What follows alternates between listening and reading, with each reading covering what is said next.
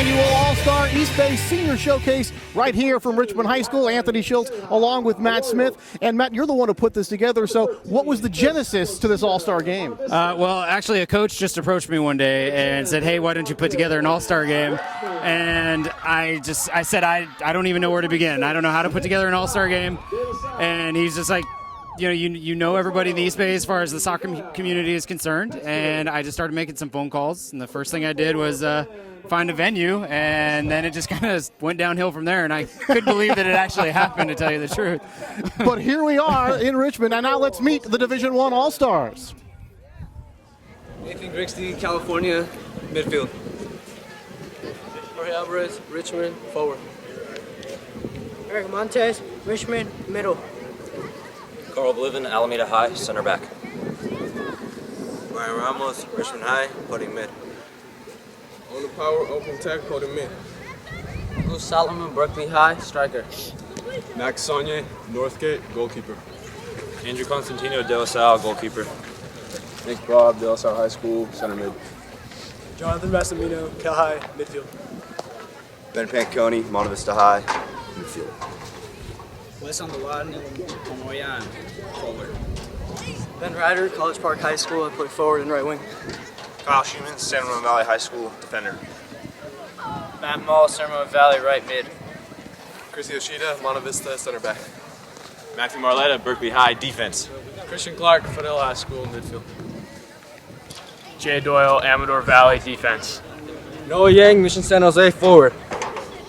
Horace Sendejas, Freedom High School, forward. Christian Roscoe, San Leandro, forward. Danny Marquez, James Logan, center back. Jaime Ceja, Royal High School, center back. And, of course, the Division I All-Stars represented, of course, by De La Salle. Many accolades, again, for them this season. Tell us a little bit about the Division I. Okay, so, De La Salle's head coach, Derek Brown, is going to be leading that team. 5 straight NCS championships, so I thought that was an easy choice to captain that team. Sure. He's bringing with him Andrew Constantino, the best goalie in the area, going to St. Mary's. Very big kid, 3-time NCS champ. As a sophomore, actually, he was a very little guy, and they didn't know if he would grow, and he actually did, and now he's a monster. And the host team, Richmond, will be featuring 3 players, and the one to keep an eye on is Eric Montes. He's the defending East Bay Player of the Year. Beautiful to watch, controls the midfield, and can actually attack up front as well. So look for Division I to be very wide open, very fast. They have a lot of good athletes up top. And now let's meet the Division II All-Stars. Emmanuel Jimenez, Concord High, goalie. Johan Basuto, Concord High, center back. Andy Altamirano, Concord High, center mid. Keon Maxunia, Campo High, center mid. Dan Glasscock, Ocalanis High School, center mid. Graham Lingering, Ocalanis High, center back. Eric Rockstead, Ocalanis High, goalie. Rodrigo Diaz Valdez, Campo, right back. Ben Crows, Ocalanis High School, forward. Brandon Bolunder, Northgate, forward. Chris Torres, Monroe Catholic, right winger. Alan Foster, I go to Northgate and I run up top. Anoop Gala, Doherty Valley, forward. Felix Gonzalez, I go to Albany, I play left striker. Diego M. Garcia, striker for Salesian High School. Brad Allman, Breen Christian, defense. Max Lavelle, Panola Valley, defender. Susan Mendoza, Hercules High School, left back. Brad Allman, yeah. Mendoza, Hayward High, attacking midfielder. Catalomas from Hayward High, and I play center mid. Leonardo Costa, Tennyson, left back. Andrew Chalker, Dublin High, center mid. Edgar Damien, Ignacio Valley, attacking mid. Jose Aguilar, Ignacio Valley, mid. Antonio Ramirez, St. Joseph Notre Dame, left back. And, of course, those Division II All-Stars represented by Ignacio Valley, a league title for the Warriors this year. That's right, and they were very close to making the NCS championship game for the first time in school history. Lost a heartbreaker in overtime to Campo Lindo. But Cesar Chavez has done a very, very good job with that program, and he features 2 players in this game, 2 very exciting midfielders. Edgar Damian, he's basically the Eric Montez of the Division II team, and Jose Aguilar, who is almost every bit as good as Edgar. And Akalani is actually features 4 players for Division II. They were on a quest for an undefeated season, went into the playoffs undefeated, and got upset. 1-0 by the number 8 seed. But they have 4 incredible players, led by their big defender, Graham Lindgren, who's about 6'7", and their big goalie, Eric Rogstad. So there you have it, and we'll have the start of tonight's game right here on the CC Game of Week. We'll have it for you right after this. It's time for the adventures of Mr. Funnelhead and the Oil Busters!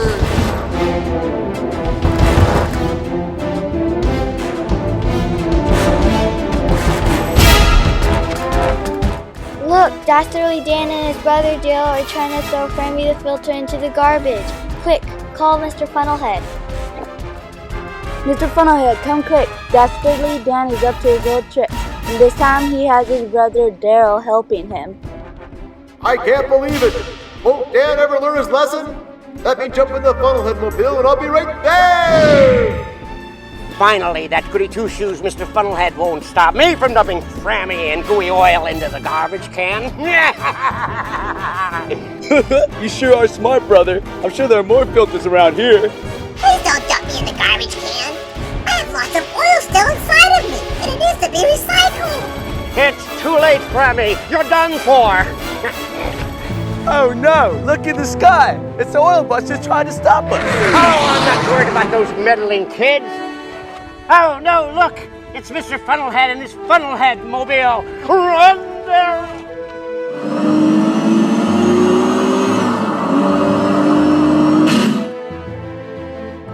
Stop right there, Dan and Daryl! Don't you know that oil filters need to be recycled? Yeah, the average filter still has a half a cup of oil still inside after draining. Plus the metal can be recycled and reused like the used oil. Be an oil buster!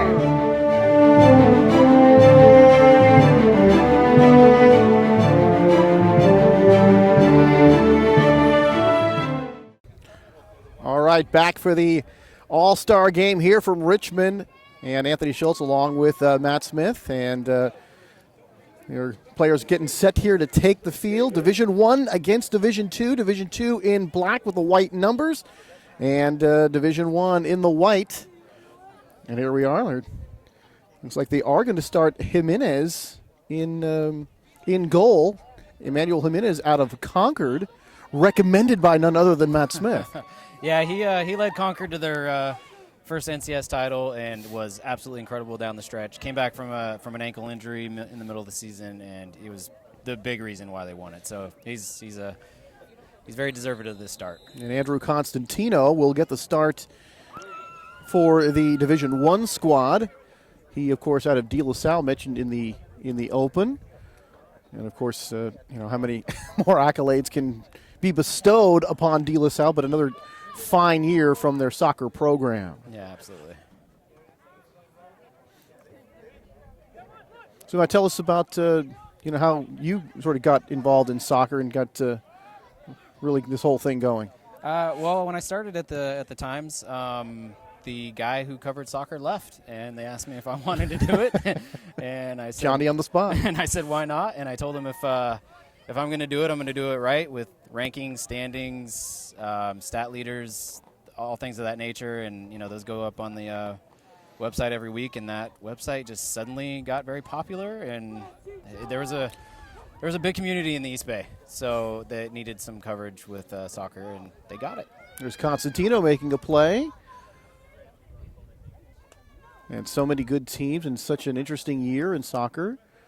Saw that Ignacio Valley was able to take league in Pittsburgh, along with De La Salle. Yep, absolutely. And Pittsburgh and Ignacio Valley play very exciting styles of soccer, the very wide open possession and keep it on the ground. And those teams are very entertaining to watch. And seeing a team like that against like a De La Salle in the NCS finals one of these days would be a lot of fun.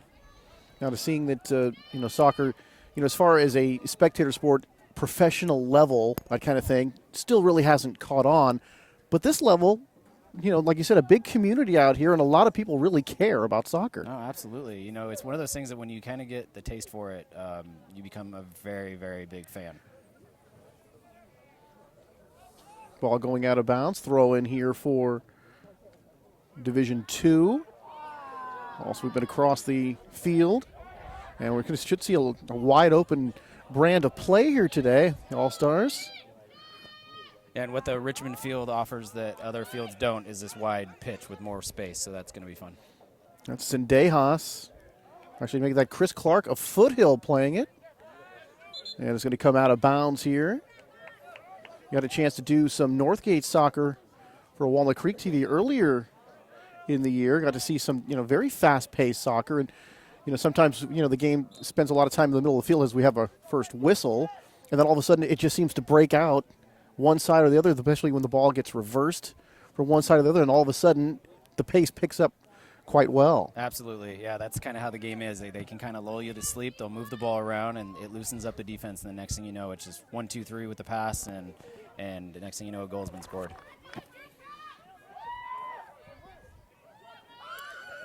All right, Division II. Trying to make some headway here. And another whistle, and our first body on the ground. Montez there from Richmond, he's actually nursing a little bit of an ankle injury that he suffered in the playoffs against San Ramon. He scored the game-tying goal in that playoff game and then got hurt, and then they lost 3-1. That just goes to show how important he is to that team. Eric Montez, very skilled, fun to watch, defending East Bay Player of the Year, scored 37 goals. 37 goals. And my Lord. Yeah, and that's a year after last year he combined to have 50 goals and assists. That is just an amazing total.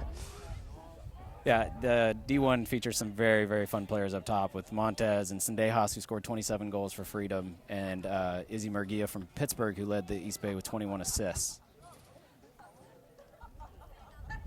Yeah, I saw that, some of the games where you're still seeing a fair amount, probably even more than a fair amount of 1-0, 2-1 style games, and then to see some of these guys with these eye-popping numbers, I mean, it's almost Ruthian, the totals that these guys are scoring. Yeah, absolutely. Absolutely, yeah. You see a lot of playoff soccer, and it's always going to be low scoring, but when Richmond's involved, you're going to see some goals. That was Edgar Damien, number 11, playing the ball down there for Division II. Now we're going to have our first corner kick, Division I. And, of course, I'm looking way across the field here trying to see who that is, but here it comes. Izzy Murguia. Murguia headed and then booted away by Division II. Speaking of Ignacio Valley, we told you that they won league. Here comes Division II, racing down the other way. See if they can make some headway. And of course, Jonathan Ayala not here for Ignacio Valley, but a big year for him. Yeah. For Ignacio and the Warriors. Yeah, absolutely. He's a junior, so unfortunately couldn't play. But if he was a senior, he would be in this game without a doubt. One of the best players in the East Bay. Now, there's another thing. Only seniors. Why is that? It's an NCS rule, actually. I'm not sure why they have it that way. Headed, and then Andrew Constantino able to play it. That looked fairly routine that time for Andrew as he makes the play. And it was the closest we've gotten to a goal so far is Division II able to get down there. But, yeah, I don't know why it's a rule, but it's a rule. It's a rule. Okay, so look at the seniors here. Yeah, it's one of the college coaches that I mentioned this game to actually asked about, because with the recruiting process, they want to get in with the sophomores and juniors, and I just couldn't arrange that. So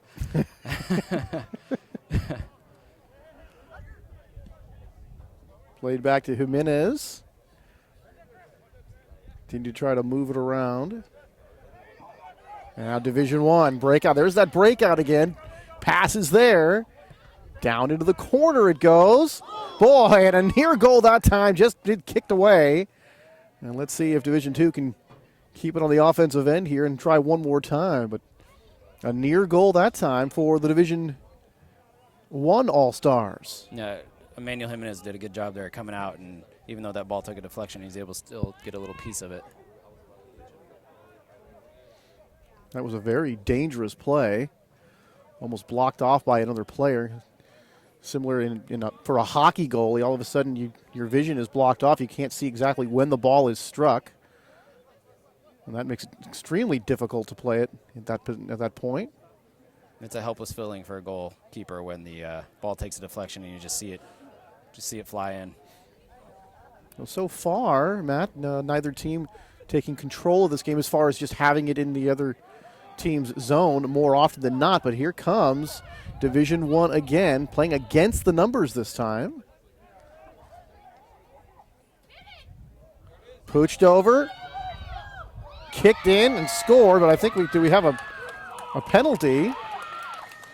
We have a goal. We do have a goal. I thought for a moment they were going to call a handball that time.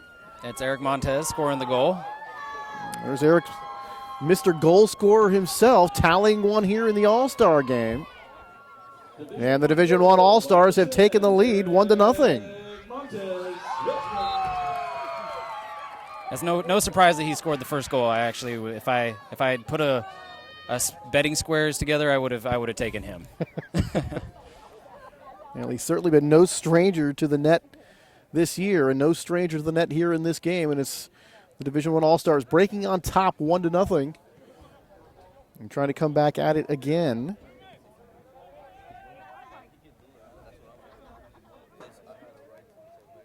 The thing that Montez does so well and what he did so well there is he timed his run. He waited until the ball was passed and just made a perfect run through the middle of the defense, and he was all alone. It looks like he's offsides to the average viewer, but he timed it perfectly. Oh, headed back the other way. Here comes Division I one more time. And then kicked out of bounds here by Division II. So we're going to have a throw in here on the near side of the field. Upcoming here for the Division I All-Stars. Out toward the goal. Nobody can get ahead on that for Division I. And another one. And this one looked like it came off that far post over there.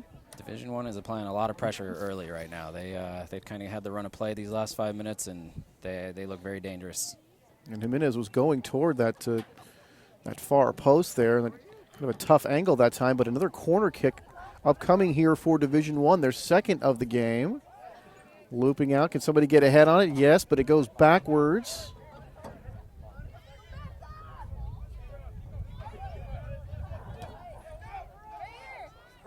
And then back to the middle of the field.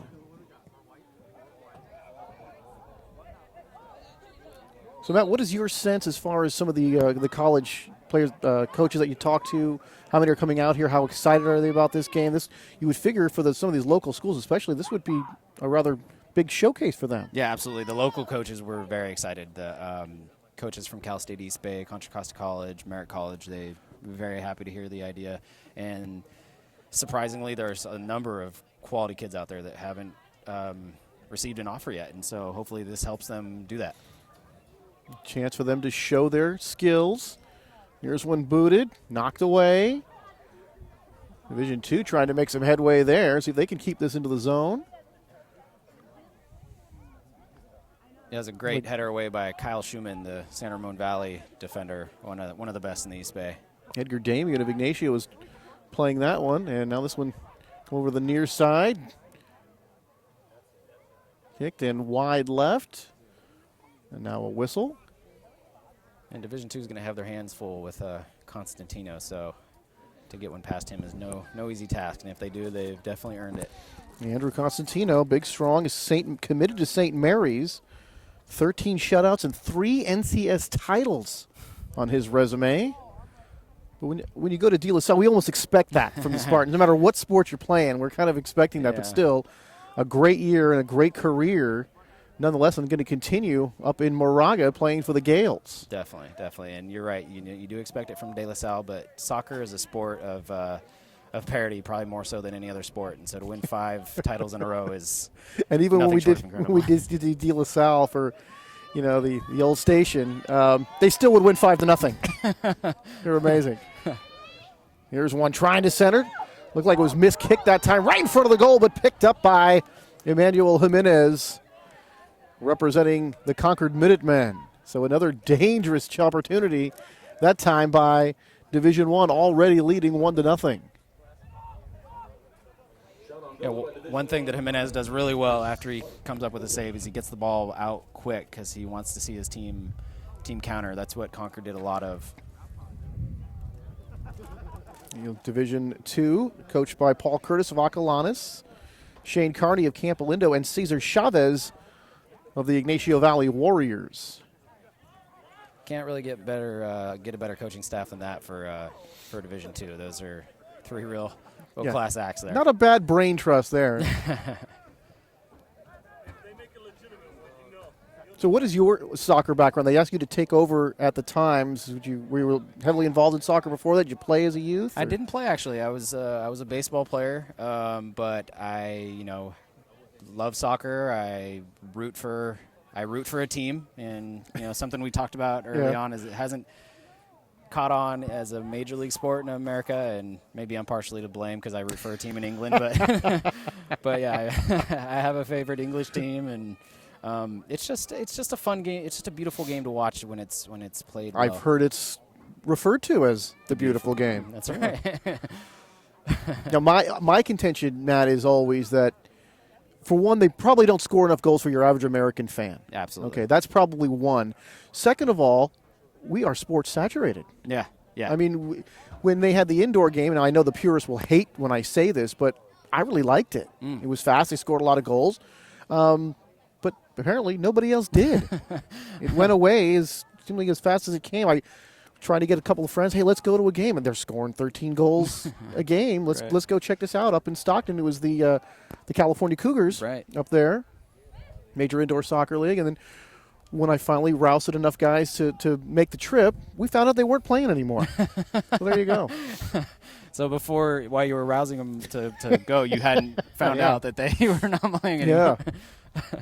I actually had the pleasure of meeting a gentleman, I forget his name now, but he was actually calling the California Cougar games, and he had told me, boy, the games are great, they're really fast, but we can't draw any fans. So, yeah, you're right. They are sports saturated here in the United States, and so it's hard for soccer. It is. It's got to be tough for any kind of sport to try to make it, and this one kicked out of bounds, and especially considering how much football, the long shadow that football casts on the rest of the sporting world, even with the NBA rolling toward the playoffs right now. You go and watch some sports shows, sure, Matt, they're going to give you some basketball coverage, but I'm telling you, they are right back into the NFL. Oh, yeah. They're talking about Tom Brady's contract. And the draft, the trades. Yep, absolutely. But for fans of soccer, if you root for an English team, those fans are very, very passionate. And violent at times. And, yeah, unfortunately.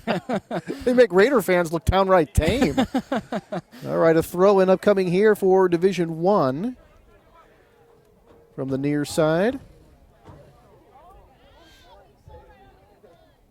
They joust for it into the corner. Struck nicely to get it back to the midfield and headed backwards. They're going to chase this one down. That was a nice job that time by Andy Altamirano of Concord. Trying to get that in position, but kind of wrestled away here by Division I. Yeah, it was a good job by Marletta as well from Berkeley, the Division I defender, to stick with that and not give up even after the striker was making the run. Roy Jimenez running way out of goal that time. And that's, one of those things about goalkeeping. Sure, you got to be talented and quick and things like that, but just that heady part of it, knowing when to come out and when to stay in, because if you make a mistake, talk about being naked. Right. Yeah, and Jimenez is the best at that in East Bay. He comes out, he's very aggressive. He comes out a lot, but he sticks with his decision. He makes his decision right away, which is the important thing. When a keeper gets caught in two minds is when he gets in trouble. That's sort of that monkey in the middle kind of situation. You're not really going out to play the ball, and you're not back far enough to really play in the net. Yep. Make a decision and stick with it. All right, Division II. Jostle for it. Nice wraparound kick to take it away that time. We're going to see who that was. Yohai Basulto of Concord. Number 20. He's the DVAL defensive MVP and co-MVP with his Division II teammate Brad Allman from Berean Christian.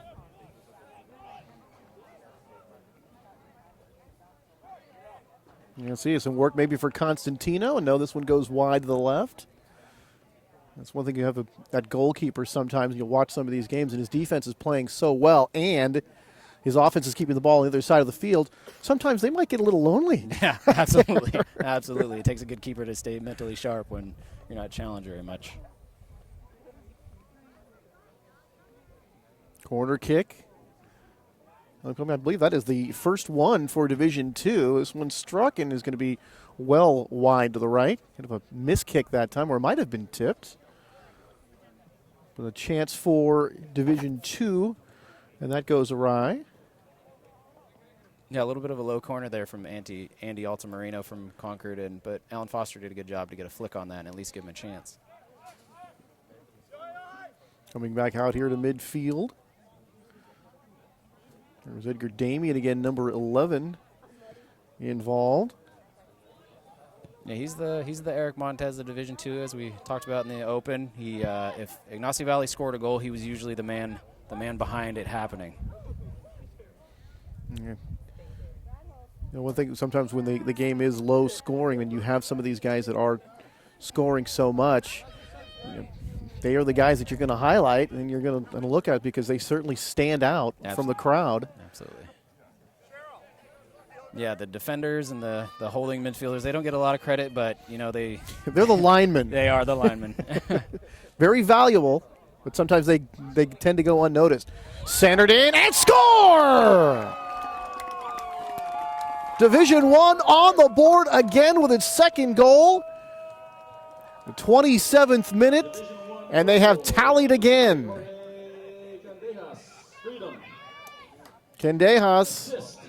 Jorge Zendejas able to knock that one through.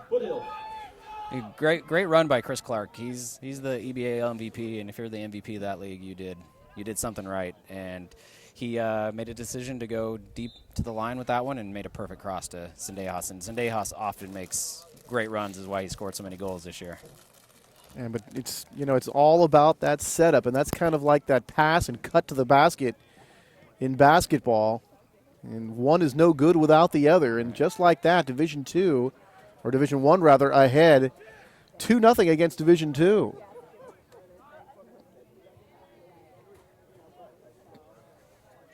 And that's, go ahead. We can expect a wide open game. So Division II will get on the board, and I think we're going to see some offensive fireworks. And that's when it really does get exciting, when you get that out in the open and you're able to get that one set of, whether it be a crossing kick or a header or something like that, and all of a sudden, you can hear the fans, and right then and there, that's why they come and watch soccer. Yeah, absolutely. And it's also a striker's dream when Chris Clark makes a perfect pass, and Zendejas just knows he just has to foot it in and not kick it right at the keeper, and he's got himself a goal.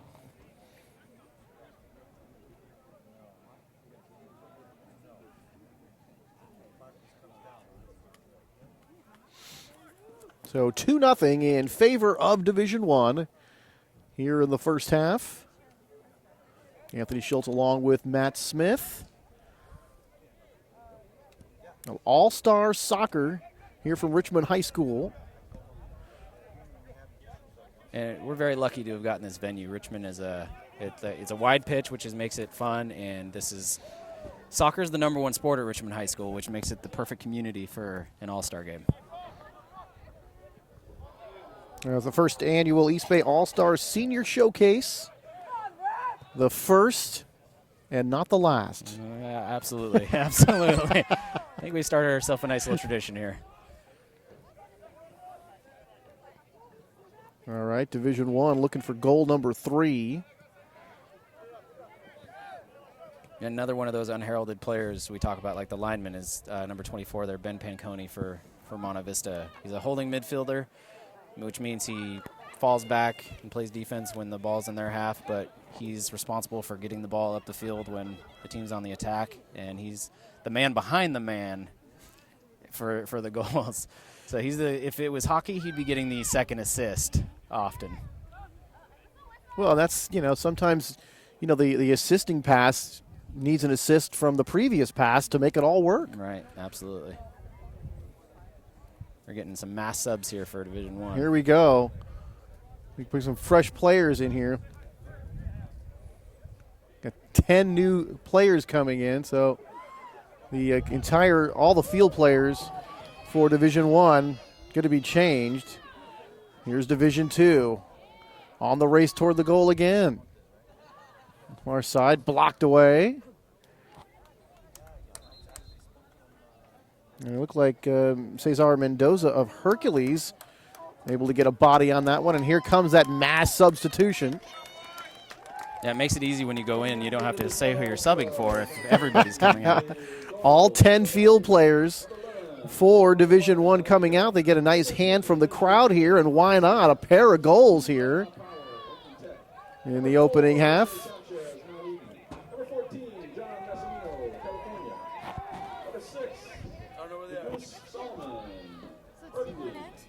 And here comes a whole bunch of substitutes for Division II. Yeah, when you got the bodies, might as well just be fresh when the other team is making changes and staying fresh. I'm trying to keep up with all the players that are coming in. Andrew Chalker of Dublin headed into the ball game. And that young man's heading to Dominican University to play soccer next year. Playing up there in Marin County, a lovely campus up there in San Rafael area.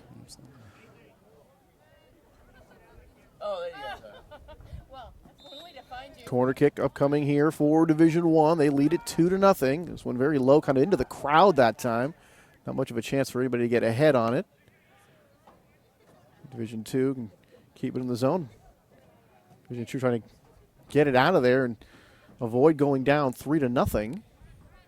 And they got the ball away from a dangerous player there. Nagu Solomon is one of the better creators in the East Bay, and you got to get to him quick when he has the ball. If you let him have it too long, he's gonna shake you out of your shorts.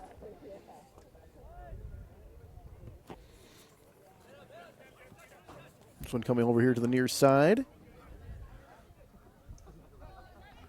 Played backwards. It was Brad Allman of Berean Christian. Yes, Brad Allman is here, along with Cesar Chavez. Star-studded cast going here. What a famous name. We wanted to get some celebrities here. Yeah.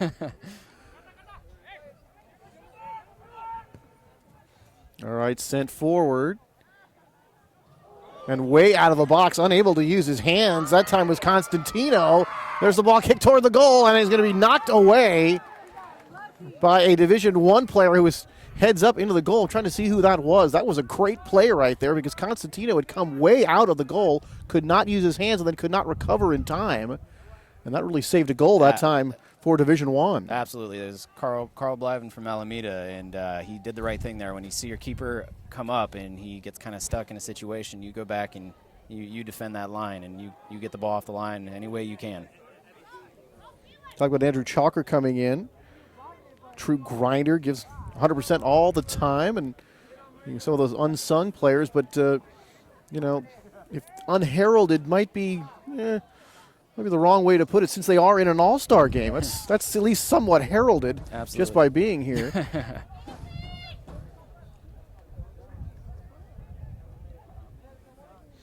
This one hit away. And how about that by Jimenez coming out of the goal to erase that chance? Absolutely. Forget the fact that he's given up two. That's why he's the starting keeper for the Division II All-Star team. He's fantastic coming out on crosses and corners. Well, because he made that decision very quickly and came right out, and that really was another great scoring chance, but he was able to get out there in time to break that one up. So as far as your writing goes, what has been the response to it as far as soccer fans getting back to you, letting you know what they like about what you're doing and about soccer and things like that? So far, since it was a very underrepresented and undercovered sport in the East Bay, it's been I'd have to say 99% positive. I think the only negative feedback I've heard is when somebody on the website, on the blog where you can comment, says something that's shouldn't be said, and I can't moderate it in time because I might be covering a game or on the road. So I've heard a little bit of flack about comments not being moderated well enough, but other than that, it's been. There's a shot, and that was going to go wide to the right. So a good chance that time for Division II, but not able to connect. So other than some comments being on the blog that should be taken down right away, and I do take them down as soon as I see them, but other than that, I don't ever hear negative feedback. It's great. Well, folks, to let you know, Matt can't be there 100% of the time to control what everybody else is blogging about. So please give him a little bit of time. That's one thing about the blogosphere. There's a lot of freedom to it, but then with that freedom comes, some things you may not care to read or hear, and that's just the way it goes. Absolutely. And, I'm in my last semester of law school, actually, and one thing I have learned is that you need to respect people's freedom of speech, and so I'm very careful to suppress people when they make a comment. And when you're done, if they say something you don't like, that might be in the litigation. That's right. Kicked away. All right, here's Division I. Racing up the field one more time. They've got good numbers here. 2-on-2, now 2-on-3. Jorge Alvarez of Richmond had it in the corner but taken away. And I'll see if they can keep it in here. Down into the corner as they race for it. And that, is there anybody there that can play that?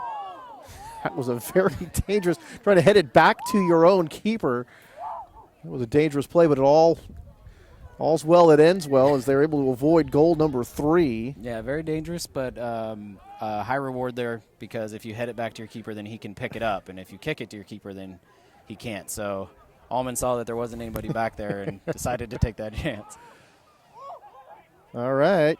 Division II had it near the goal again and moving up and down the field here. Good numbers down into the corner. Matt Mall of San Ramon Valley. And this one is going to be played by Jimenez. Another great chance. And how about that?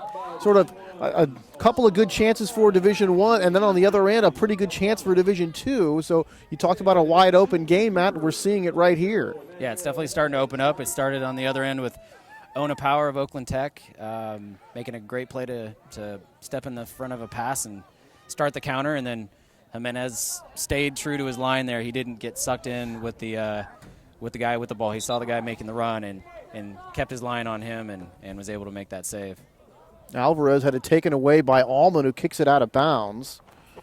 So Division I getting another chance here.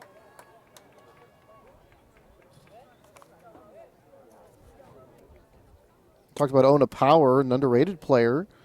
Can control the midfield, like Bob and Panconi. Yeah, absolutely. Ona Power, he plays at Oakland Tech, so he's outside of the NCS. He's in the Oakland section. And they don't play that many games, and I was actually lucky enough to get to an Oakland Tech game, and I saw him, and when I did, I knew he had to be a part of this game. He's outstanding. And how did you go about picking the All-Stars? So I had a good idea of who I wanted to invite, but I wanted to let the coaches also have a voice, so I asked them to nominate about 3 or 4 guys from each team, from their team. And so if their nominations matched up with my ideas, then I knew that guy was going to be coming. So, but you had the final say? Yeah. I made the selections, and and I also tried to keep in mind I wanted to get kids from almost all the schools in the East Bay, and I think we did a pretty good job. Here's one trying to center it, but taken away.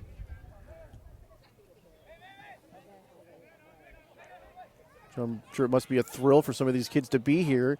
Hickback Jimenez is going to play this one. Easier chance that time for Emmanuel Jimenez, an instinctive keeper who spearheaded the Concord run to the NCS title, calling him the driving force behind that. And I guess, soccer, hockey, you can have a lot of great players and people who can, put the ball in the net, but you got to have somebody that keeps the ball from going in the net as well. Absolutely. Certainly, they're always the anchor to the defense, and a lot of times, Matt, even with some of those scorers, the goalies do tend to be some of the stars in the team. Yeah, Concord, because of Jimenez and a very good defense, only gave up 14 goals all season, and that was in 25-plus games. So about a half a goal a game is what they allowed. Talk about a rainy day for their opponents. And I think 3 of those goals came in their very first game. So 11 goals only allowed in their every other game after that. Yeah, not a whole lot of fun for the opposing team. Guys, we're probably going to get a half a goal today. This one's going to go out of bounds over the baseline, or the end line, rather. And Division I keeps putting the pressure on. They look very, very quick and athletic up top. Yeah, I mean, they are dominating the ball, the game on the scoreboard. A lot of times, though, Matt, you see in soccer when even if there's no score, one team really is dominating play. And that is kind of the interesting thing I do like about the game, where one team can look like they're dominating, but then there's, an even score, and then all of a sudden the team that's being dominated gets that one, and they have the lead. Absolutely. That happened in the NCS playoffs in a game that was Berkeley against Freedom, and Berkeley probably had 90% of the possession in the first half, but Freedom scored on a counter, and boom. And then there you go, and then they were in the driver's seat after that. Something I guess analogous to that is, in football, when you drive all the way down there, then you throw an interception, they run it back for a touchdown. Yeah, absolutely. Time of possession and yards are in the one team's favor, and doesn't really matter all the time, though. Yeah, that's the great thing about this game is you can dominate, but at the end of the night, you need to put the ball in the net. Now, so many years, and I can think back, and I'm old enough, I'm dating myself here a little bit, to remember, at least to some degree, the New York Cosmos coming into the 70s. And, Matt, there seemed like each decade after that, there was always the talk about soccer is the upcoming big sport.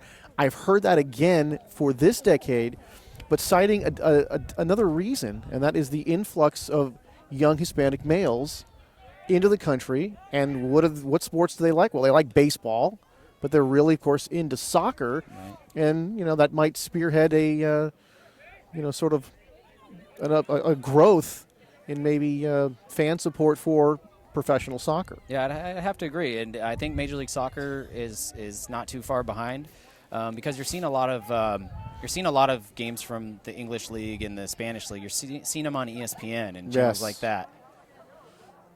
And I've noticed too that ESPN and also Fox. This one kicked and wide to the right. Another good chance there for Division II. They've had a few, Matt, have not been able to tally, so they still trail 2-0. But I've seen where both those channels have their soccer talk shows with their Howie and Jimmy, their version of those. And, that's, I remember back, when I was a kid first watching football, a big thing that got me into it was NFL films. Yeah, absolutely. So, I mean, some of those kind of things to introduce you to the game, introduce you to the players, because once you get familiar with that, I think that's, a big part of, drumming up fan support and interest. Absolutely, yeah. You're 100% right. And having those shows is definitely increasing the interest because it helps people understand what they didn't understand before. Matt Maul was bearing down on Jimenez, but couldn't get there quick enough. They're going to get another chance. There's Maul again, and now we're going to have a whistle. This is going to go against Division I, and the Division II All-Stars will take over. But there you saw Jimenez just moments ago with Matt Maul bearing down on him, coming out of that goal again, and again making the right decision. Like you said, gave up the 2 goals, but he's also played several very well. Yeah, he is, goals are often not the fault of a keeper, and Division I created those goals. Those goals weren't keeper error, and so, but when he has a chance to make a play, he just always seems to do so. Headed the other way. Oh, nice fancy dribbling. Can they outrace him? But all of a sudden the numbers take over. And again, sometimes when you see, Matt, some of those breakaways going from one side to the other or down the field, getting closer to the goal, one thing I noticed a lot is the offensive team is outmanned. Right. At that point. Absolutely. Yeah. They teams if the team is disciplined, they keep their shape, and their 4 defenders will always be back in the right spot. Here we have 3-on-3, but the ball's going to come back to Jimenez, who's going to launch this one. And boy, what a weapon it is to have a guy who can just kick the ball, kick you back into an offensive possession with one boot. This one sent, and Constantino able to handle that one on a hop. Kind of a shortstop play that time. Yeah, Felix Gonzalez from Albany's done a good job since coming in. He had the strike that went just wide earlier, and that one he's trying to put the ball on the net, which is important. And that shot was from a bit of a ways out, but you gotta test the keeper sometimes. And the fans thought number 7 Jose Aguiar of Ignacio Valley guilty of a foul that time, but no call forthcoming. Kind of gave him a little shoulder bump, knocking his opponent to the ground and taking the ball away. He's small, but he's very physical. He's built like a tank. And people, they think of soccer as a non-contact sport, but a lot of sort of, there's a lot of grappling that goes on and body positioning and, sort of almost boxing out type of thing to get position so you can get to the ball sooner than your opponent. This one kicked up and, again, over and to the right. No good there. Yeah, it's a very contact sport, and outside the penalty box, you're going to see contact the entire game. And I think when you watch soccer on the, some of the pros play, and I think they're often accused of being a little, kind of taking some of those shots a little too hard, and maybe kind of, hitting the ground a little too soon, where people think, oh, they're not tough, right, or something like that. But I always wonder what sometimes, when you see something on TV, it just isn't the same as when you're actually down there taking the contact. Right. Yeah, that's one problem that fans who aren't quite too familiar with soccer that keeps them from getting into it is they don't like to see as much diving. And, it does happen more than even us real big soccer fans would like to see. Well, yeah, because they are, I think the words I was looking for is they're accused of being a little soft at times. And again, I just, I see here football fans when somebody gets a hit, oh, come on, get up. It's like, if you actually take that hit, I think you'd feel differently. Yeah. Yeah, and the legs are so exposed for the soccer players that sometimes it doesn't look like they got hit hard on the shin, but a guy coming in at you full speed, hitting you on the shin, and those doesn't take much. Right, and those pads they're not very thick. No, for all of us, I never played organized soccer, but certainly when I was in grade school, it was the most popular PE or recess sport for those first few years. And, it doesn't take much on the shin to put you down. Right, absolutely. And, in case people are wondering why those guys are able to get up and play a few minutes later, is because that shin, burn really hurts at first, and then the pain starts to subside.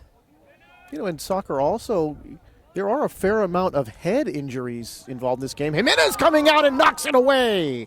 That ball was set up very nicely that time for Division I to get another goal. And Jimenez makes another great play, but back come the Division I All-Stars.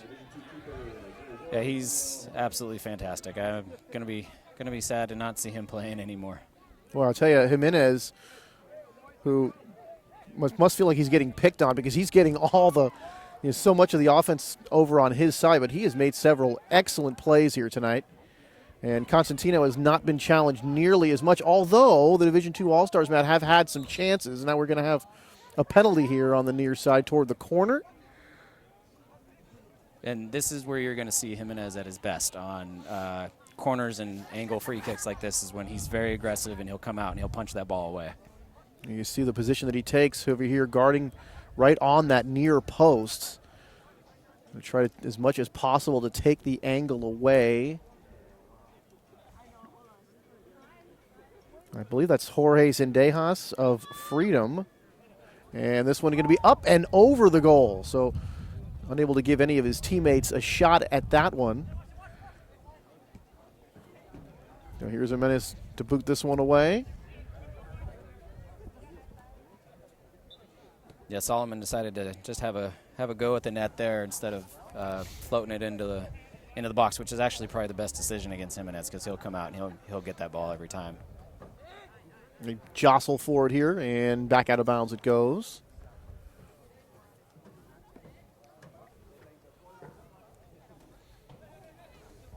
And down, coming inside the 4th minute here of the first half, 2-0 in favor of Division I. Yeah, you've been spot on. Division I's had the better chances, and I think 2-0's a pretty fair score. But Division II's building that play a little bit better, and in the second half we'll see if they can get one in the net and make this game really interesting. Wind starting to kick up here a bit at Richmond. A very cool evening here. Flag's not blowing too hard, Matt, but it's definitely a hot chocolate blanket night out here. Yeah, I feel bad for my girlfriend. She's working the gate all alone, sitting over there in the cold. So I owe her something for helping me out here. Well, I'm passing out Sports Stars magazine. They're hopefully going to work with us so we can bring more games to you. And she gave me some great advice as far as the magazines. I'm like, hey, can I leave them here and pass them out to people as they come in? And she said, they'll probably blow away. Why don't you take them to the concession stand? And that worked out very well. So thank her for me. Yeah, beauty and brains. Yeah, there you go. Not a bad combination. Not a bad combination. And she'll sit through it's worked well for me, man. Well, you haven't got this far by doing nothing. Oh, contraire. Oh, this one knocked away. Good looking play that time on that takeaway by Max Lovell of Pinole Valley. I like that sliding sort of tackle attempt, but then the opponent hopping over him.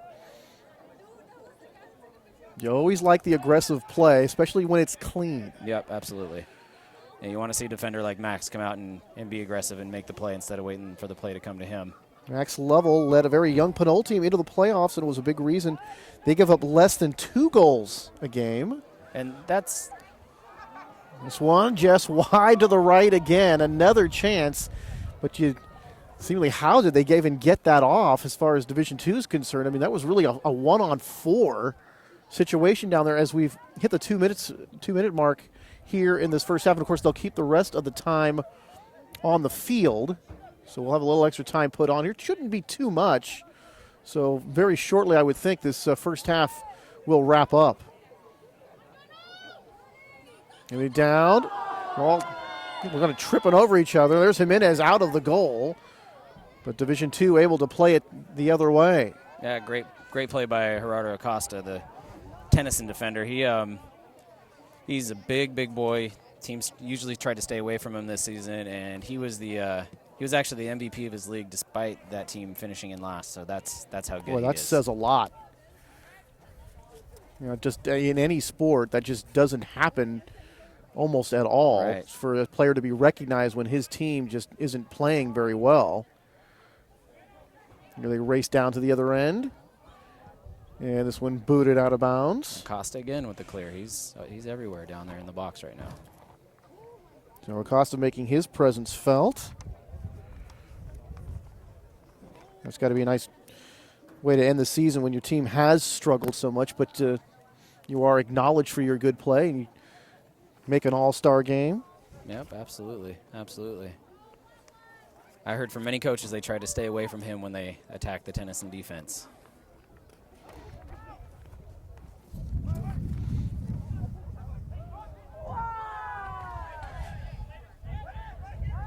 So Division I still making noise here, keeping the ball in the offensive end. This one's going to go out of bounds. Division II will take over. Referee indicates there's 1 minute left, so let's just see if Division II can get one last attack before halftime. First, they got to get it out of the zone here and get it back up field. Here they go, a little give and go down into the corner.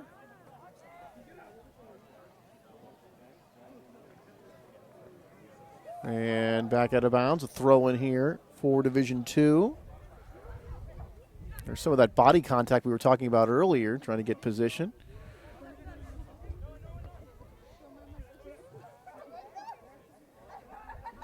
Headed up in the air, headed backwards, but nothing there but white shirts. That's always another thing with the offsides rule. You want to be aggressive, but you got to be smart about it too, and make sure you know where that last field defender is. Yep, absolutely. Got to time your runs just right. Got a chance to see that a couple times watching some on TV, where that last field defender will just be sneaky and run up real quick, and when the ball's being played to that offensive player, he's unknowingly offside. Yep, absolutely. The Division I players are closing down on the ball so fast. Their defensive pressure is incredible. Here they go back the other way. Got 3-on-2. Now 3-on-3 if they could get the ball centered here. Because, running up there who was open was Nate Grixty of Cal. And then just sometimes when the defense is just, pressuring the ball so much you just can't make a pass even when you have a man open. Man, that was Acosta again on the defense, and he's been aggressive, and that time just a little too much. Yeah, Grixey trying to run in the break that time, and they just couldn't get the ball to him. But they will have a corner kick here. They can get this one more in the other. Knocked away. There's Jimenez one more time. And he saved the Division Another II team one from being down 3-0 at halftime. That's how incredible he is. And that was right at the last second of the first half. So the Division I All-Stars, they lead it 2-0 over Division II. An excellent first half here from Richmond. And we'll come back for the second half right after this. It's time for the adventures of Mr. Funnelhead and the Oil Busters!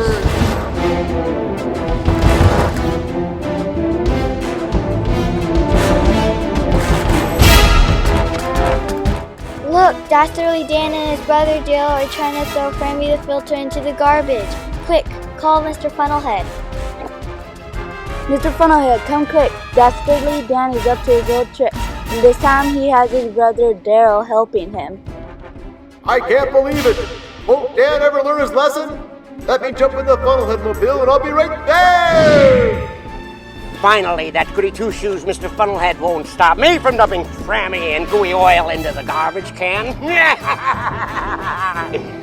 You sure are smart, brother. I'm sure there are more filters around here. Please don't dump me in the garbage can. I have lots of oil still inside of me, and it needs to be recycled. It's too late, Frammy. You're done for. Oh no, look in the sky. It's the oil busters trying to stop us. Oh, I'm not worried about those meddling kids. Oh no, look. It's Mr. Funnelhead and his Funnelhead mobile. Run there.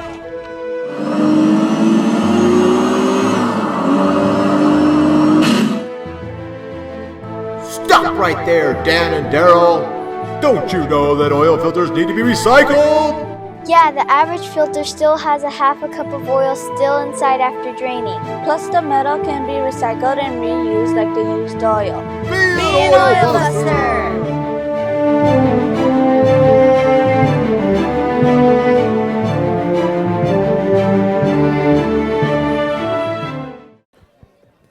Good. All right, welcome back to the first annual East Bay All-Star Senior Showcase from Richmond High School. Anthony Schultz now joined by the sweeper, Keith Glover. He's an outdoor sports blogger here for high school sports, and Keith, I think we're gonna see the. I believe you told me it was the Richmond cheer squad. No, it's actually the Richmond boys soccer team. The Richmond boys soccer team. This is what they do before the game. This is the Okay. Familia cheer. It's the best. It's the best spectacle, if you will. Spectacle's probably not the right word in high school. I love this. Now I'm expecting a lot because of what you told me here. So let's see.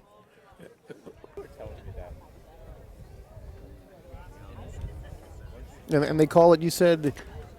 It's just what they do before their game. It's their pre-game ritual. Yeah. There we go. All right. He had a better word for it, but I don't know. I just it's kind of special. Okay.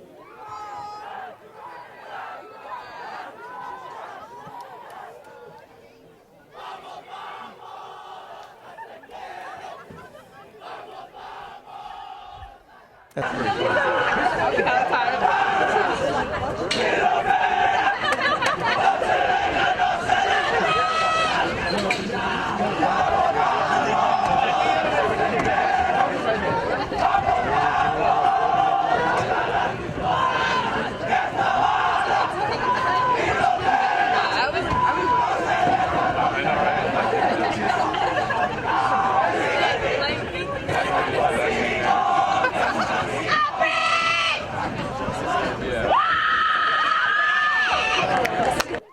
Well, there it is. That's fantastic. The Richmond Oilers and their pre-game ritual. Everybody getting a chance to see that here at halftime of our East Bay All-Star Senior Showcase. The Richmond Oilers showing us what they're all about. A 2-0 lead here for Division I after that first half. Now joined by the sweeper, Keith Glover. And tell me about all that you've been blogging about as far as the soccer season is concerned. Well, I got to know Matt about 4 or 5 years ago and followed him. He does a tremendous job ranking and following teams, following players, actually selects player of the year, has brought interest more than football, more interest in soccer than you get in football from a blogging standpoint and following the sport. And people showing it. Yeah. That's impressive. He'll post a Sunday posting of rankings, and over the course of a week get 500 people responding or 500 responses and dialogue, fantastic dialogue about it. So anyway, my claim to fame is Matt does his rankings, and I happen to live a few miles from the NCS offices, and it just so happens when they get together to do their seedings, for whatever reason, Matt's rankings ends up on the door of the NCS offices the day before they go do their playoff seedings. We have a lot of fun with that stuff. Matt kids with me a lot. And the other thing is I'm in the East Bay, Matt's in San Francisco, and so there's an open offer if he rides Bart over. I'll give him a taxi ride to any of the games he wants to go to. So he's taking advantage of the shuttle service, and we get to talk about matches kind of off the record. I get to say what he doesn't get to say. All right, to start the second half, they've switched ends, they've switched keepers. And now for Division I in white, Max Saunier of Northgate takes over. And for Division II in black, Eric Rodstad of Acalanes picks up for Emmanuel Jimenez. So I don't know if you and Matt talked about the field here, but at Richmond it's a very wide field, very interesting. There's a variety of fields. Here we go. We've got some action down in the box. And quickly, somebody hitting the ground and looked like fairly hard that time and able to get up quickly. Certainly don't want to see any injuries here tonight. The beauty of picking this field for these athletes is because it's so wide, it allows them to showcase all their skills, the width of the field, the passing, the speed of the game, all of it come into play. So most other fields definitely much more narrow, several yards. Probably. Narrow, huh? This is about 15 yards wider than 12 yards wider than the football field on each side. Most of them are somewhere between 2 yards and 5 yards wider. There are fields, two very narrow fields, Alhambra and De La Salle, that it makes the play much tighter, makes the defense much tighter, makes actually a more physical game, and less artistic more bodies game. banging into each other. Not quite enough room for those boys. Yeah. So not a rigid rule as in football, 53 and a third or 53 and a half yards wide it has to be. I mean, can't be any bigger than that. Well, I think in high school it's limited by where the track is. So most of them come within a couple yards of the track. They made this track wider, not longer, but it's the corners are wider to make the field wider, to make room. They intentionally, if you go on Google Maps and just look at fields, you can just see this field was engineered differently.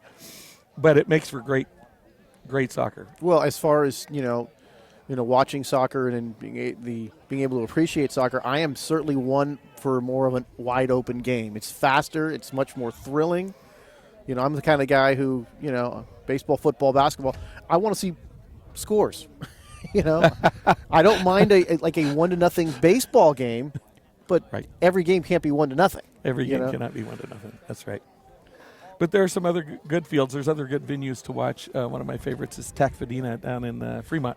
Just a great little setting, kind of underrated. I wish they use it for playoff more often. And then there's the grass fields, the ones that aren't turf, that are very lumpy. Concord comes to mind. Newark comes to mind. Definite home field advantage. Lumpy. That's not usually used as a complimentary word. Okay, clumpy. and they had a mud fest there, I think, in one of the playoff games. It definitely plays into the hand of the home team, and I've seen visiting teams come and go a whole half before they figured out what the field's really all about. The game slows way down, and ground passing, you get a little more air passing, less ground passing because the ball's just bouncing all over the place. Here's one. Looking at Division I, who's dominated play so far here tonight. A pair of goals in that first half, and this one knocked away. 2 saves. Beautifully done. Eric Rogstad of Acalanes able to make that play, picking up where Emmanuel Jimenez left off. Shutout goal by Division I, number 17, Christian Orozco. So Jimenez sweeper gave up a couple of goals in that first half, but also made several just fantastic saves. Really, Division I, peppering. They could have been ahead 4 or 5 to nothing. The goal. They seem more aggressive when it comes to pulling the trigger and shooting. The D2 team has had its chances, but it seemed like they've made one extra pass. They need to be a little happier with their feet and release that ball quicker. All right. Division II still looking for their first goal of the contest. Now Matt Smith starting this all-star game, able to put all this together. You got to hand it to him, and a guy who's really almost like you say single-handedly bringing a lot more interest to soccer in the area. He has a passion and love for the game and an appreciation for East Bay soccer, and it comes out in his reporting and it comes out in his whether it's the blog or the articles. Here we go. There's one and knocked away and saved. Another good chance there. But able to make that play was Max Saunier of Northgate. It looked like he was headed for that far post. And Saunier able to knock that one away and deny another goal in Division II. Dan Glasscock made that kick. Oh! And there's one. Own goal. And that is going to go into the goal. I think it's an own goal by the D1. Boy.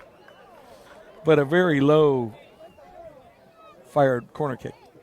And a tip deflection off of, I think, a white jersey head.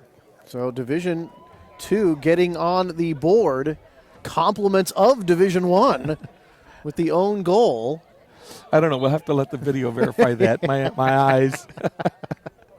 Yeah, it was tough to see, but it was sudden. I'll take your word for it. It was quite sudden. So just like that, the lead cut in half. Here, approaching still into the 30th minute. And more pressure from D. So here's D2 trying to make some more noise here. So just like that, they get on the board. Remember, 2 for Division I in the first half, 1 here very quickly here in this second half for D2. The other thing I liked what Matt did, not enough recognition for the Oakland School League, Oakland League Athletic League, and he brought in at least one player from the Oakland League. We don't get to see them play against the NCS team so much, and it's a treat to see him out here. I have not seen number 16 play, and you can see his athleticism.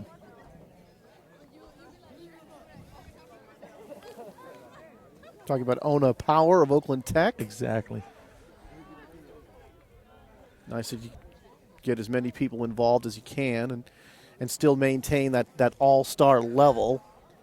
You want to get people and have them recognized here, but they still have to play at that elite level in order to be here. Oh, yeah. It's amazing. These this one gets past. Offside call. They call them boys all throughout the league, but this is their last high school game, and these are young men now. It's amazing to see, top 50-plus soccer talent in the East Bay seniors.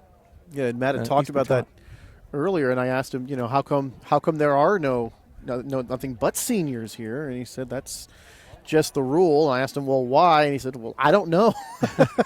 It's just the way it is. There are stipulations about participating in these types of events. I know that they, in football, they have one Bay Area against Sacramento. They actually do one that way. And I'd like to see more cross-sectional. I mean, this could lead to something like that. As far as I know, this is the first All-Star game, high school All-Star game, that has been in the Bay Area. Of course, Matt's, doing all he can. He's done a great job because we are here tonight. And certainly without his efforts, we would not be. Great turnout from the city of Richmond, too. A lot of people here on a very cold Friday night.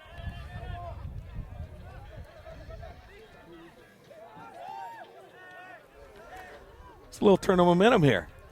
But you talk about these all-star games. I mean, maybe get some of the other sections involved and things like that. And I don't know. I'm thinking tournament. I'm thinking an all-star tournament. I think the club organizations may have something to say about that. But it's great to see. It's fantastic to see. And really show the boys that they're appreciated out here. And it's Sweeper, it's just one of those things where you like to see the best players play, And this is borderline not a friendly. No, they're playing very aggressively. There's a lot of physical play here tonight. Exactly, very entertaining. All right, Division I. Gets it back here as we get into the 26th minute of the second half. We are thinking an own goal was scored to tally for Division II, making it 2-1.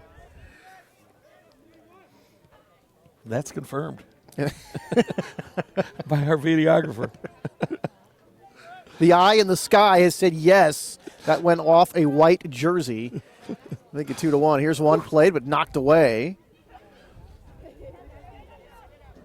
So, Sweeper, what do you see here in the soccer community as far as the popularity of the sport? It seems to me like plenty of people love high school soccer. Well, East Bay for club and high school. I think the club drives it. Very competitive. Ranked clubs within the state, some nationally, some in the Olympic Development Program, etc. High school's somewhat of a respite for the kids because it's so crazy competitive at that club level. 8 or 9 months a year commitment, and the high school gives them a chance to play with a different group of people, different set of people. In fact, tonight what we're seeing is probably 5 or 6 clubs represented by these, 40 of these 50 players, and they know each other. They play with each other and against each other. So it's, and you see it. You see them, pick each other up off the ground when they're playing against each other in high school, and you see them read plays. I've seen a couple of plays that you could tell the players knew each other even though they hadn't played together this year because of club ball. Yeah, so a lot of times these guys, even if they played each other once or not at all during the season, the high school season, probably have met up before playing at the lower levels and the club circuit and things like that. I'm sure they were all excited when they finally saw who the list that was invited and said yes. It was like, oh, that's great. I get to see this guy play. I get to see these 3 guys play. Didn't get to see YV play this year. I didn't get to see the Concord keeper play this year. Constantino, the De La Salle goalie, fantastic season. And I think De La Salle won their 5th game in a row, or 5th championship in a row. Yeah. Another NCS title. It's amazing. You just keep rolling along. I certainly would be remiss if I didn't sort of mention some of these players here. Got a chance to talk about a little bit. Daniel Marquez, first team MVAL, very skilled defender on the ball. You get to see some of these excellent players. Here's one shot, and that was going to be deflected, and then going to go left side of the goal, and then handled over there by Saunier of Northgate. Very clever footwork in the box there, creating a dangerous situation.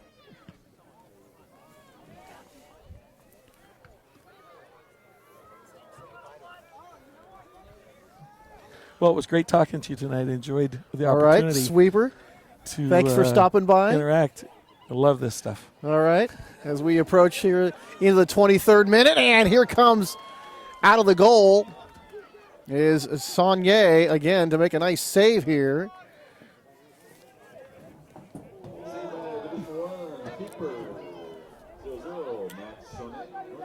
Well, Max Saunier making a nice play there.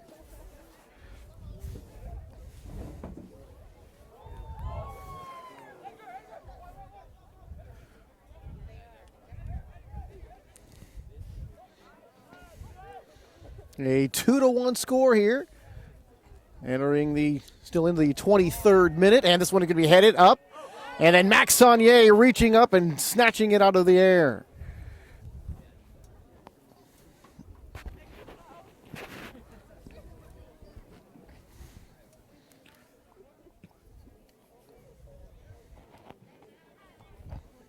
Better by Division 2, number 18, There's Dan Glasscock making the play.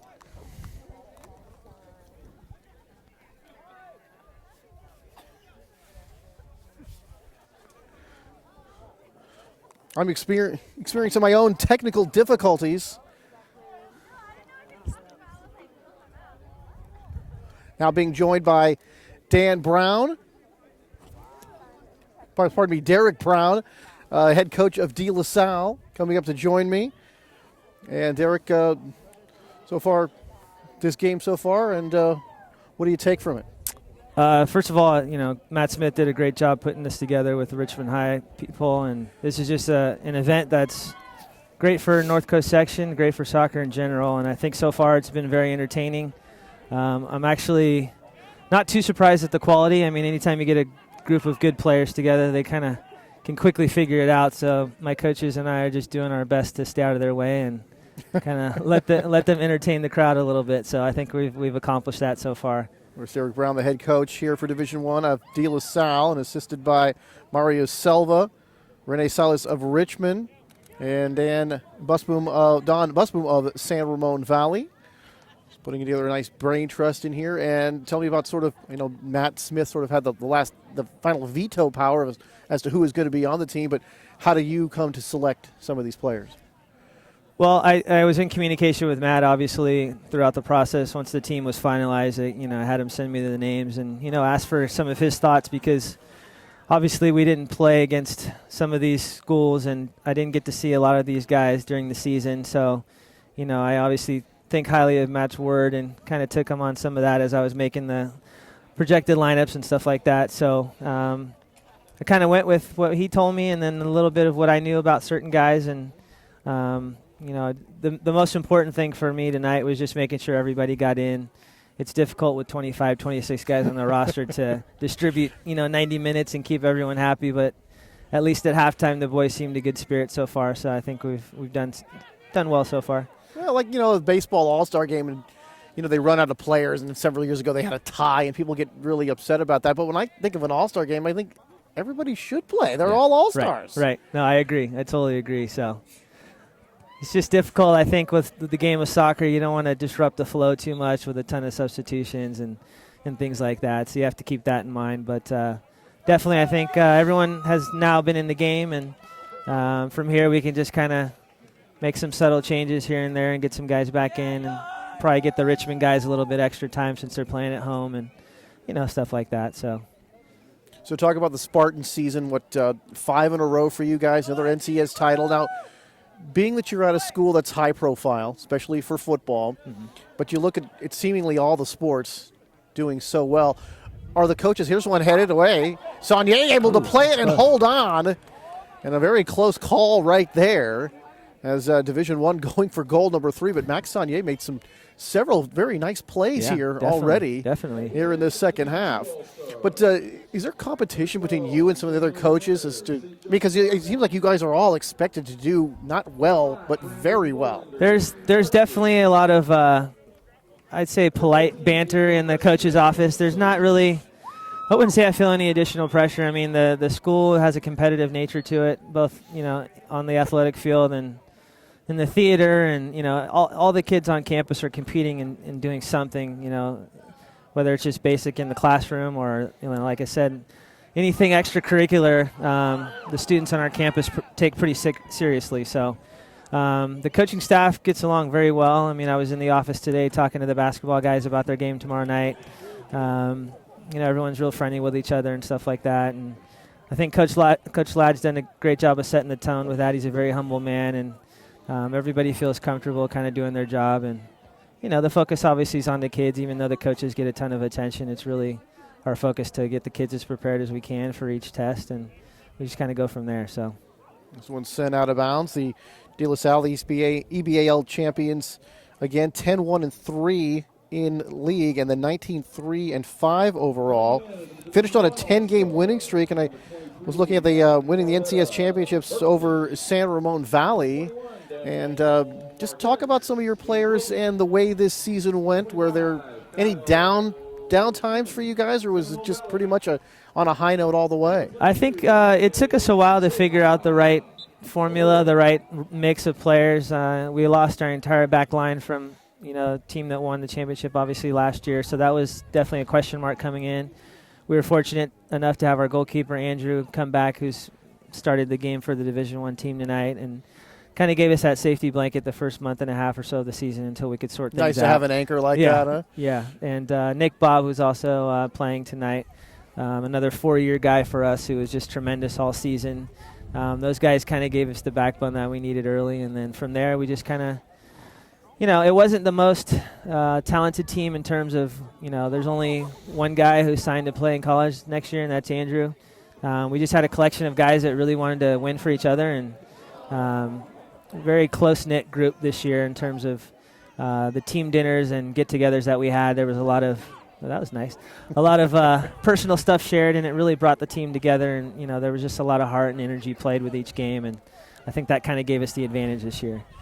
All right, here's Division II looking to tie it up. This pass goes a little bit too long that particular time, and Saunier able to make the play on the ball. When you talk about De La Salle sports, and now sometimes, the way you guys do it, because we know the students, they have to really be students. Mm-hmm. You can't go there and play sports and just kind of just get by with your academics. But sometimes, especially talking about, the football program, which is so high profile, sometimes they're almost boring. They're so good. Yeah. It's a good, I guess, problem to have in that sense. But, I think sometimes, and I think Coach Ladd said it best, I think it was a couple years ago he had a quote in the paper, it's kind of like, ooh, just by Saunier and wide left. Spend a year with us and you'll really see what happens. It's not it's nothing more than the kids just working extremely hard. And the time spent in training and watching film and all that across the board with all of our sports, the time that they put in, it makes game nights not easier, but a little bit more manageable. Our kids are extremely prepared in all facets of each game, and that definitely ties in. So inside the 25th minute, this one going to stay in, and now they jostle for it, and it goes out. And Derek Brown, thank you very much for stopping by. No problem. Coach of De La Salle, congratulations on another great year. Thank you. Thanks for having me. All right. A 2-1 lead here for Division II, but things got dicey on the own goal as Division II crept back in, and now they trail just 2-1.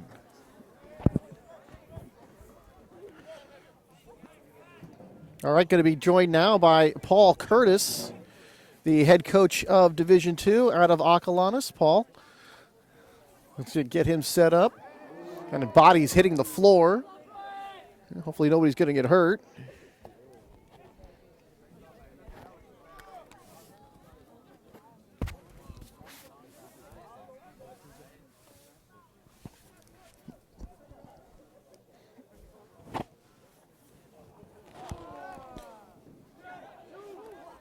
Here's a shot, and that's going to go wide to the right. So Paul Curtis joining us now out of Acalanes. And Paul, tell me what you think of this, the first annual East Bay All-Star Senior Showcase. Well, it's a lot of fun for the boys. You can see that. We have a nice crowd tonight, but the boys were really keyed up and excited to be out here, and I think they all feel really honored.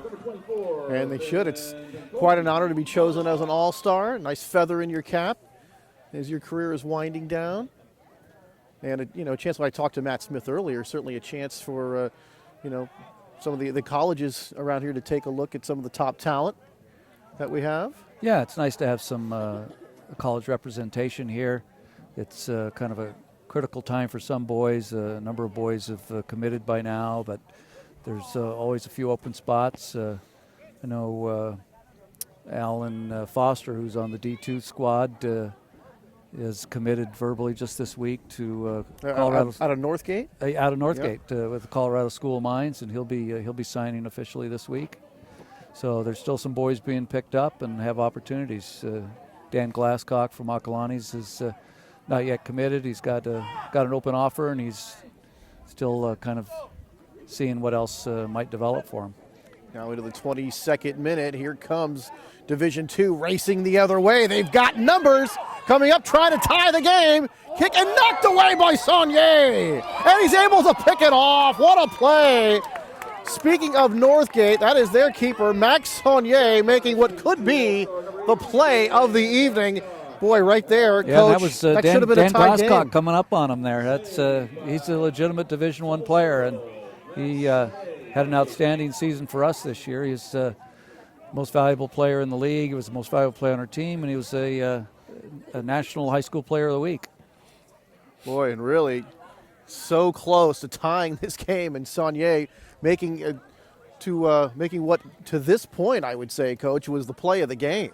Yeah, it's a tremendous save by Max. He plays for the Walnut Creek Soccer Club, and I've watched him develop over several years. He's a real hard worker and very intent on becoming a better keeper every time he's out there. He's got one heck of a kick. He can send that ball a long way down the field. What a weapon that is to have. Right back, instant offense. And then they go right up top at Northgate to Foster and Bolander, who are just both lightning quick. Got a chance to see them a couple different times, did some of their games, and it was very fast-paced. And I was telling Sweeper earlier that I'm the kind of guy I want to see the ball scored. Yeah. So I want to see more of an open game. And when those guys were getting the ball wide, they were really making a lot of great runs and passes, and just all of a sudden the game is very exciting. Here is a kick toward the that's going to be off the post. Oh, that was nearly goal number 3 for Division I. Boy, that was hit the near post. Yeah, that was a sneaky shot. Really fooled Eric initially. He was thinking the ball was going across the face of the goal, and the guy looked like he hit it with the outside of his foot and kind of caught Eric just a touch off guard, but he eventually covered it, and fortunately the shot went outside the post. Yeah, your guy Eric Rogstad really some good fortune. That time the post was where it was. That I didn't think that had a chance at all, and that almost looked like it was almost going to go in. Yeah. Eric had a marvelous year for us. He was the defensive most valuable player of the league in the DFAL, and this is his first full year without knee problems. He had knee surgery a year and a half ago, and so he, unfortunately for Eric, first day of practice we broke his hand. Oh, and boy. He sat for the first 6 or 7 games, and but he's really come on strong here at the end, and he's fully healthy. So for the Acalanes Dons this year, Coach, congratulations, 11-0-2, 23-1-3 overall. Only lost to St. Mary's of Albany, and very impressive season for the Dons. It was a great season. The boys really came together, and we had just a tremendous amount of talent. Got 4 of the boys out here tonight, and we left a whole bunch of really good players at home. It is kind of nice, you get the seniors out here. Their high school careers are over. Some of them, as you say, are going to go play at the next level, but a lot of them, unless they find time in their busy lives, this could be one of the last organized soccer games that they play. It could be. We are seeing a number of boys now ending up at playing club ball up at college. And I know like Cal Poly and Chico State both have outstanding club programs. And so we have players in both of those programs, former Acalanes players. So there's still other opportunities, and there's always intramural. If the boys love the game, then there's plenty of opportunity. Yeah, you see that. So, when you're younger, you seem like you have more time, and then you get older, things get a little more complicated. And well, and you get a little older too. Yeah. But I, certainly played a lot of youth sports, and then all of a sudden it was like, oh, I got to go to work. Yeah, you got work, start a family, got some kids. It certainly changed the lifestyle. But for these boys, it's a great opportunity to, as you mentioned, to cap off their high school career. It's nice to have seniors out here, and a lot of these boys really know each other. They've played against each other a lot, or they play each other or with each other in club. They see each other in ODP and developmental leagues. So it's kind of like a big family out there on the field tonight. Yeah, that must be great for your coaches at the high school level, because when you guys get these kids that come up from all these club sports, you feel like you got players with a lot of soccer knowledge, a lot of good skill set by the time they get to you. There's a tremendous amount of ability that comes in there. The biggest challenge I find, and I've been 14 years at Acalanes, is, we'll end up with 12 to 14 different club teams being represented in the high school program on a team. And so kind of putting that all together and getting them to play with each other and move into different positions than they're used to playing is really one of the secrets of success for a high school program. Well, tonight's game is made possible by these sponsors: Tools for Heroes, Gryco Sportswear in Walnut Creek, Day Labor Center, daylaborcenter.org, 510-782-WORK. 510-782-WORK. And to view tonight's game on YouTube, go to our tube channel, CC Game of Week. And we certainly hope to have a variety of different games this coming fall right here on the CC Game of the Week. As we tick down into the 16 minutes, still 2-1, and right near the goal again. And that time taken away by Eric Rogstad. And we've had 3 goals scored here tonight, Coach, but a lot of near misses, some great goalkeeping as well. Bodies bumping into each other, no foul. Yeah, Division I started to pick up their game here in the second half a little bit. Kind of looks like a little seesaw going here, but some great opportunities for Division II team. They're just not finishing quite as well as they could. Yeah, Chris Torres of Moreau Catholic with a left foot that time. I think just maybe climbed a little bit too high on the foot. And he sent that way over everything. But yet another, quality scoring chance here for Division II. They've had several. Been very close to tying this game. And of course, we had that great play earlier by Saunier, which to this point is the play of the game. This one knocked out of bounds. So you look around here tonight, Coach, on a very cold evening here. Looked like we got a pretty good crowd out here tonight. Yeah, there's a very nice crowd, and they seem to enjoy the game and understand the game. They're recognizing the good, solid play of the players. There's more than just family members here. There's a lot of fans and teammates and classmates. It's good to see all the support.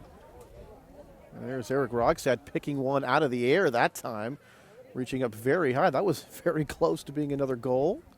Nice play by Eric. There, the All East Bay team is going to be announced March the 21st, and we'll have a Player of the Year, Coach of the Year, along with the first, second, and third teams. Well, another way for a lot of players to be recognized for their stellar play during the season. It's nice that we're having this kind of recognition for certainly a sport that's important to all these boys and their families, and is becoming more and more popular, and we're just seeing the continued explosion of soccer in America, and it's great to see.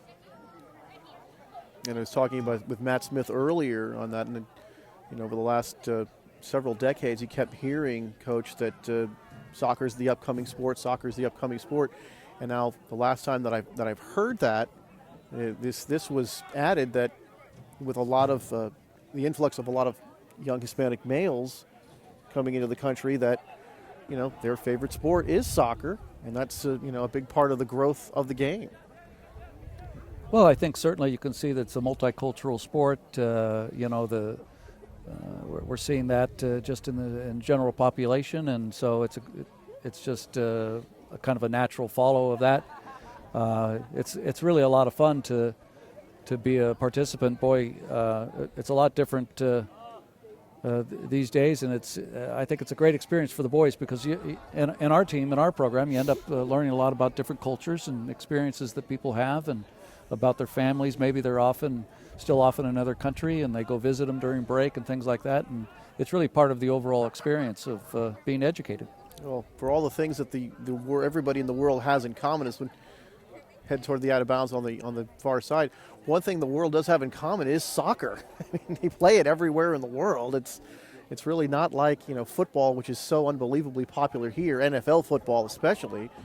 But the rest of the world, other than the Super Bowl, Coach, doesn't really care about American football. The Europeans proved that. They had the league for several years, and it never really did take off. I think the NFL really put a lot of time and money to keep that afloat, but you go to places like Europe, they care about this type of football and not the ones with helmets. Well, absolutely. This is called the beautiful game, and it's for a very particular reason. You can see that with the players and the talent that's out here.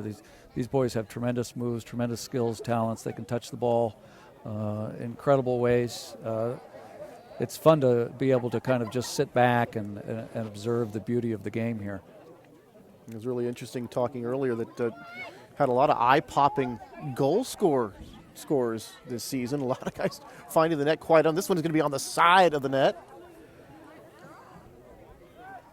Yeah, there's we saw some tremendous shots and goals this year from opponents as well as our own team, and there's as the development of soccer continues, we'll continue to see players getting better and better and better. Started at Akalani's 14 years ago, and the level of play is just completely different today than it was then, and it's just continuing to progress. We see it with the younger players in our program. We see it with the young players who are hanging around the school and in the clubs. Oh, here comes an opportunity. There's a chance. That one just knocked away. Rogstad with a double save there. Very nice. Boy, beautifully done. That time by Eric Rogstad, and really took it away twice that time. Yeah, he's a master at getting into the right position. And then inside the 11th minute, Division I still leads it 2-1. And we're going to say goodbye to Coach Paul Curtis of Acalanes. Coach, thank you very much for stopping by. It's great to visit with you. Thank you. Coach Paul Curtis, the head coach of Division II.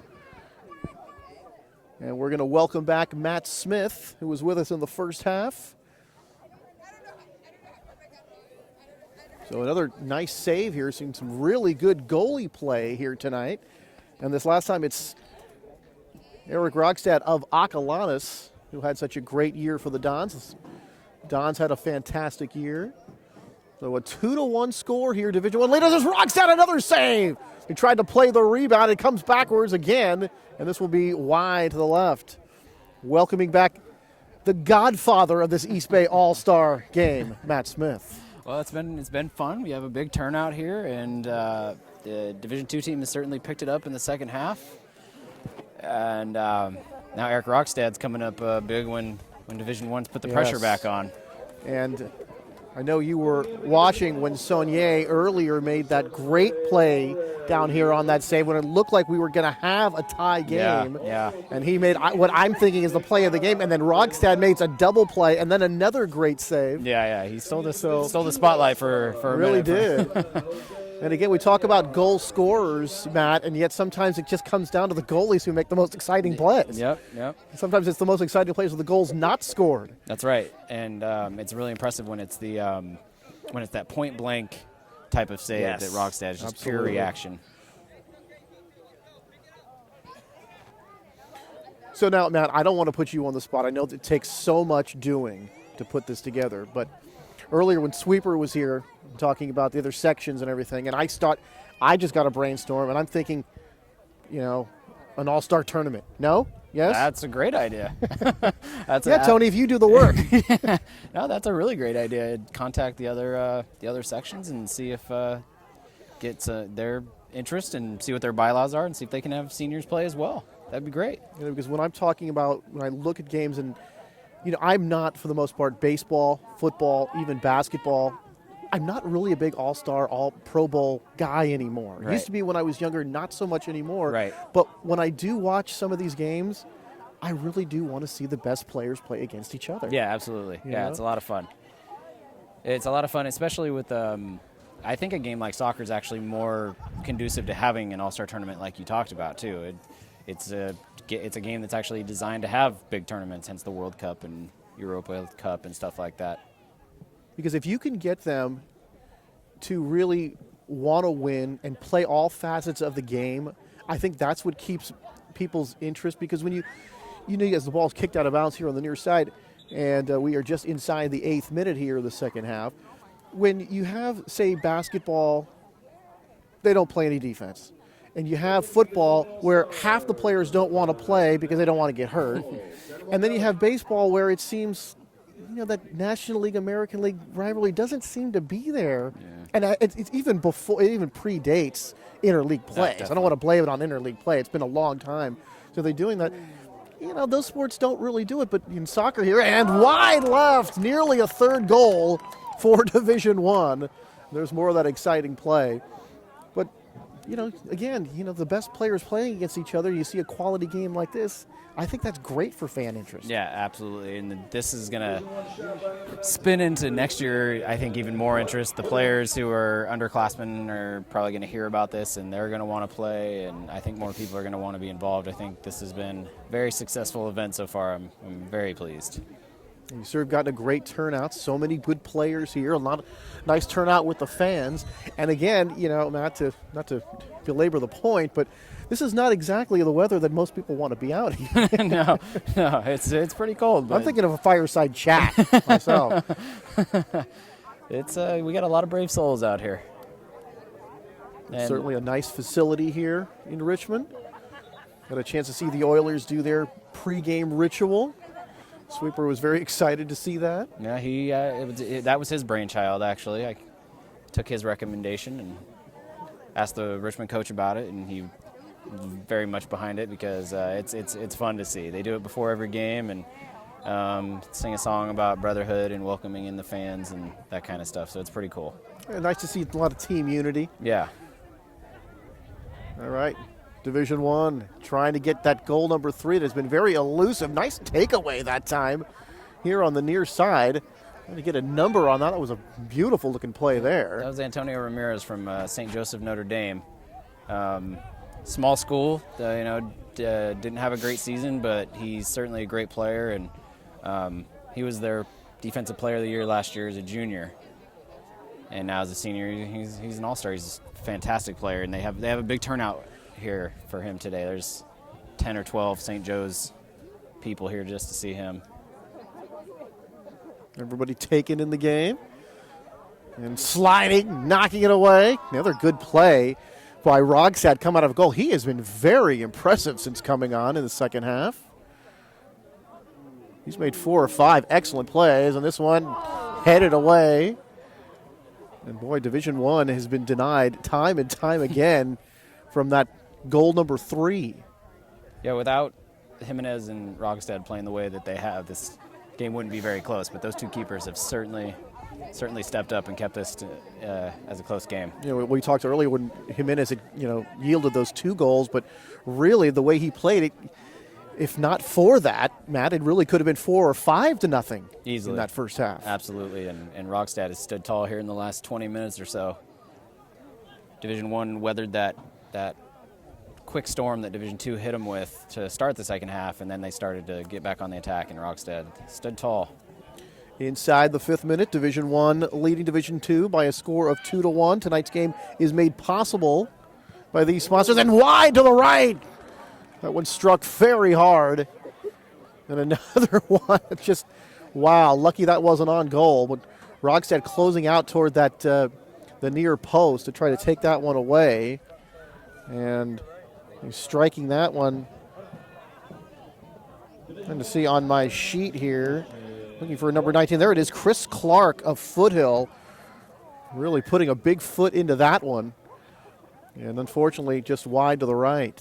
Chris Clark's an interesting story. He actually grew up as a child in England, which is why he's such a big soccer fan. And he was in the Chelsea Youth Academy as a young kid. So even I've heard Chelsea. I've heard of them. Skill is certainly there if you can make the Chelsea Youth Academy. But again, here are our sponsors, Tools for Heroes, Greico Sportswear in Walnut Creek, Day Labor Center, daylaborcenter.org, 510-782-WORK. That's a 510-782-9675. And to view tonight's game on YouTube, go to our YouTube channel, CC Game of Week. And we hope to have a variety of different games this coming fall right here on the CC Game of the Week.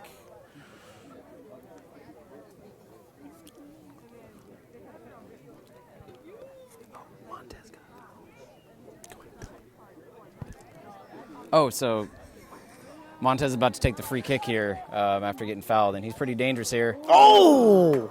Look at Rogstad might have tipped that one a little bit, Matt, and saw that one go over the top of the goal. But boy, another near miss. And Division I is really putting the pressure on again. They want to put this game out of reach with another goal. Yeah, Division II needs a goal here to tie, Matt, and right now Division I has been sort of playing the ball offensive end this entire, or at least the last several minutes of this half. As we're getting close to getting inside of the 2-minute mark here. Well, they'll stop the clock. And they'll keep the time on the field.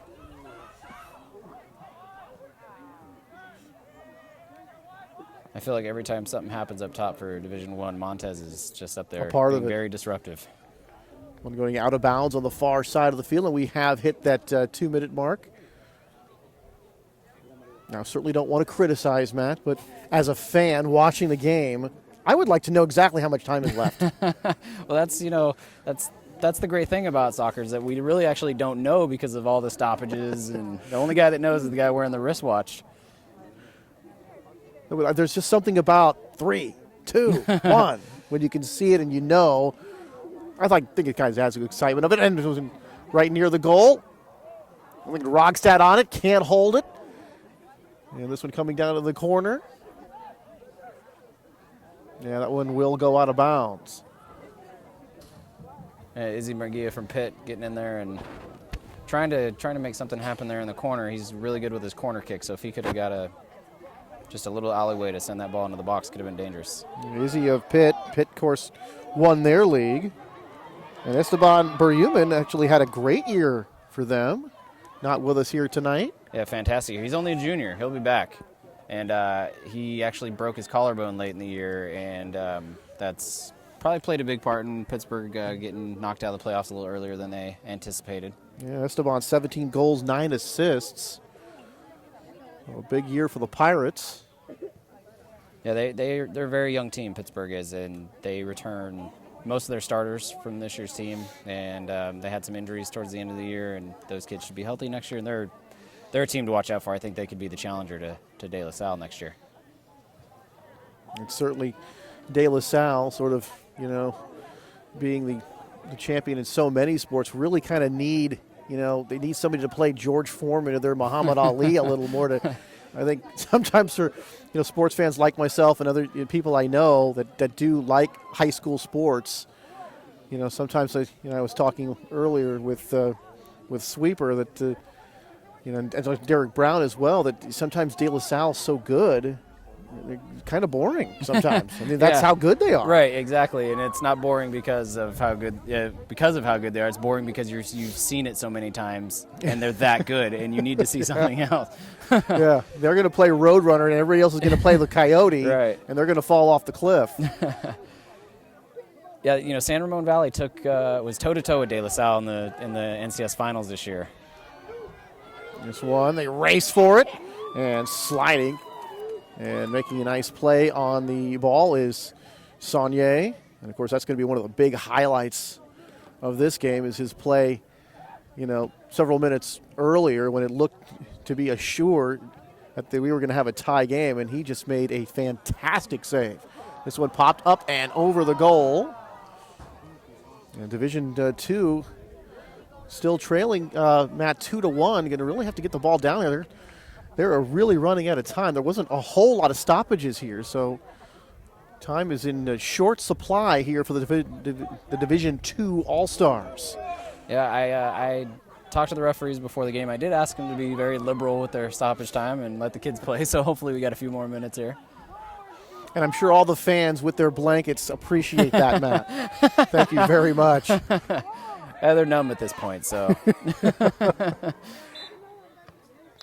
And that will do it. The Division I All-Stars win it by a final of 2-1 in the first annual East Bay All-Stars Senior Showcase from Richmond High School. And Matt Smith, so much a part of it. Thank you very much, Matt, for allowing us to be here tonight. It's been a pleasure. Thank you guys very much for being here as well. All right, that's it. That will wrap it up. So a final, the Division I All-Stars win this first annual East Bay All-Stars Senior Showcase from Richmond High School by a final score of 2-1. For all of us here, I'm Anthony Schultz saying so long from Richmond.